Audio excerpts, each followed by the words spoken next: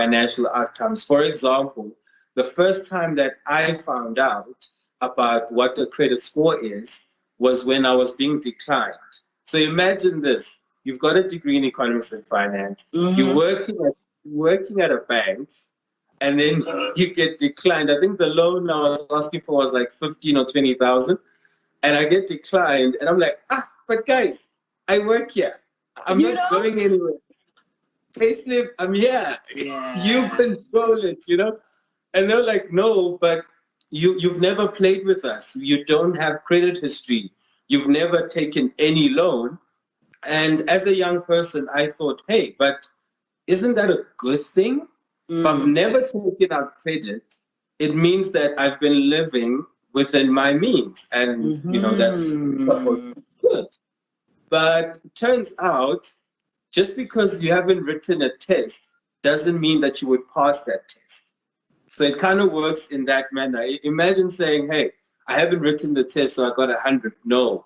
So they need to get a feel for you. They need to get a relationship going with you. So the lady said, hey, take out a cell phone contract or store account or something like that, so that you build it up, and then we can play with the big amount that you actually wanted. So I think because it's not in the education system, and even those that do study commerce and BCom and stuff like that tend to know more about what to do finance in terms of business and companies and mergers and acquisitions and all these fancy things, but not really related to their personal relationship with money.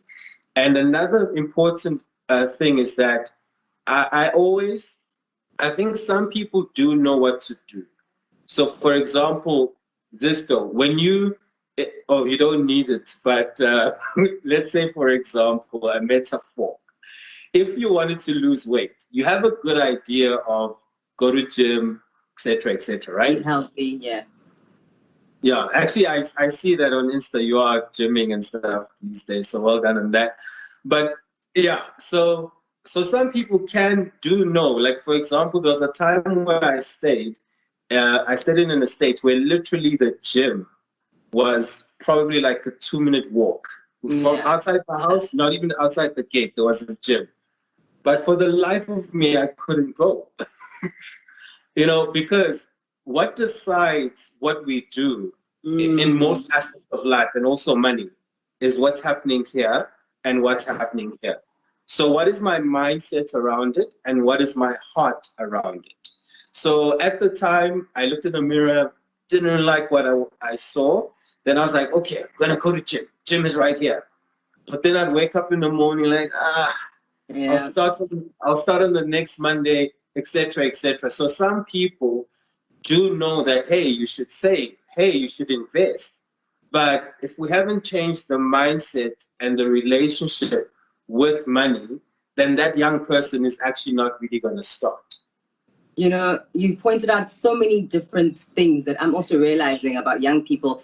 First of all, the mistakes that we make is the fact that we don't have a relationship with money, and we're good at handling other people's money. As you're saying, we study economics and we're good at handling other people's money because we don't have a relationship with it.